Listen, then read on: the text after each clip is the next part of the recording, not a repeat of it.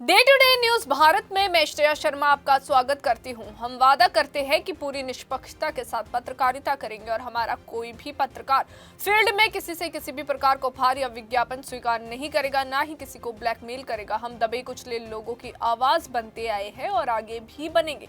साथ ही हम ऐसी कोई खबर नहीं दिखा रहे जिससे पाखंड फैले या हमारी भोली भाली जनता मूर्ख बने या उन्हें किसी भी प्रकार का कोई धोखा मिले। हम लोकतंत्र के चौथे स्तंभ को और अधिक मजबूत करने की पूरी कोशिश में लगे हुए। अब बात करते हैं खबर की, जो इस वक्त की बड़ी और अहम खबर ईरान से जुड़ी हुई है। जी हां, आपको बता दें कि ईरान के समुद्री क्षेत्र में फंसे एक जहाज पर सवार भारतीय क्रू मेंबर्स की स्थिति ने न सिर्फ उनके परिवारों की चिंता बढ़ा दी है, बल्कि भारत सरकार के सामने भी एक बड़ी कूटनीतिक और मानवीय चुनौती खड़ी कर दी है। जैसे ही ये जानकारी सामने आई कि जहाज पर मौजूद खाने, पानी और साथ ही ईंधन का स्टॉक जो है तेजी से खत्म हो रहा है, भारतीय दूतावास ने बिना समय गंवाए सक्रिय भूमिका निभानी शुरू कर दी। हालात की गंभीरता को देखते हुए दूतावास ने सबसे पहले कंपनी के ईरान स्थित एजेंटों से जो है संपर्क किया, ताकि जहाज को आवश्यक खाद्य सामग्री, पीने का पानी और ईंधन उपलब्ध कराया जा सके।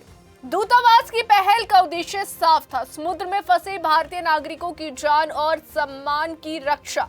आपको बता दें कि दूतावास ने ये सुनिश्चित करने की कोशिश की कि जब तक कानूनी और प्रशासनिक प्रक्रियाएं पूरी होती है, तब तक क्रू मेंबर्स को बुनियादी जरूरतों के लिए जूझना ना पड़े। इसी क्रम में मिशन ने ईरानी प्रशासन और संबंधित एजेंसियों से भी बातचीत तेज की, ताकि मानवीय आधार पर तत्काल राहत पहुंचाई जा सके।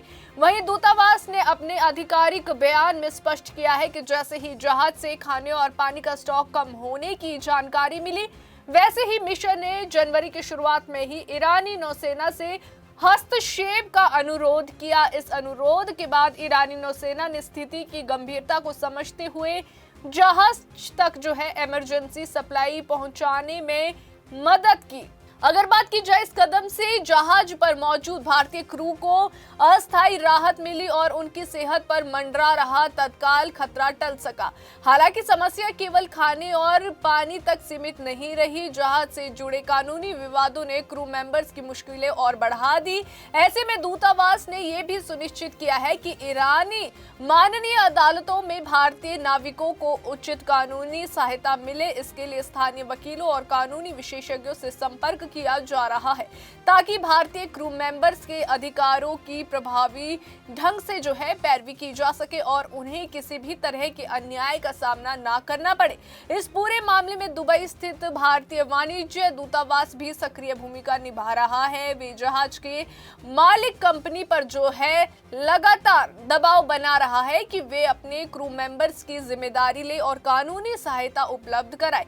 दूतावास का साफ कहना है कि अंतर्राष्ट्रीय समुद्री कानूनों के तहत जहाज मालिक की जिम्मेदारी बनती है कि वे अपने कर्मचारियों की सुरक्षा, भोजन, चिकित्सा और साथ ही कानूनी जरूरतों का ध्यान रखें। सूत्रों के अनुसार जहाज पर सवार भारतीय क्रू मेंबर्स लंबे समय से अनिश्चितता और मानसिक तनाव से गुजर रहे हैं। समुद्र के बीच फंसे रहना, सीमित संसाधन और कानूनी उलझने, इन सब ने जो है उनकी स्थिति को बेहद कठिन बना दिया है। कई क्रू मेंबर्स के परिवार भारत में लगातार सरकार से मदद की गुहार लगा रहे हैं और हर अपडेट का बेसब्री से इंतजार भी कर रहे हैं।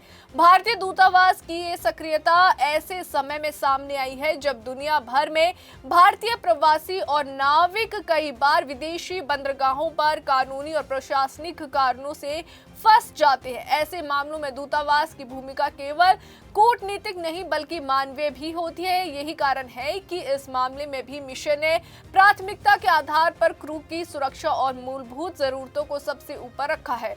वहीं अगर बात की जाए, दूतावास अधिकारियों का कहना है कि स्थिति पर लगातार नजर रखी जा रही है और जो है हर संभव प्रयास किया जा रहा है कि मामले का जल्द से जल्द समाधान निकले।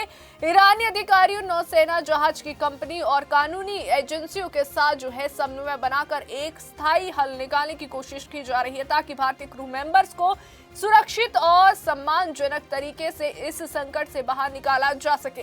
ये मामला एक बार फिर ये याद दिलाता है कि अंतर्राष्ट्रीय समुद्री व्यापार में काम करने वाले नाविक कितनी जोखिम भरी परिस्थितियों का सामना करते हैं। जब कोई जहाज कानूनी विवाद या प्रशासनिक अड़चनों में फंसता है तो सबसे ज्यादा असर उन लोगों पर पड़ता है जो समुद्र के बीच जहाज पर मौजूद होते हैं।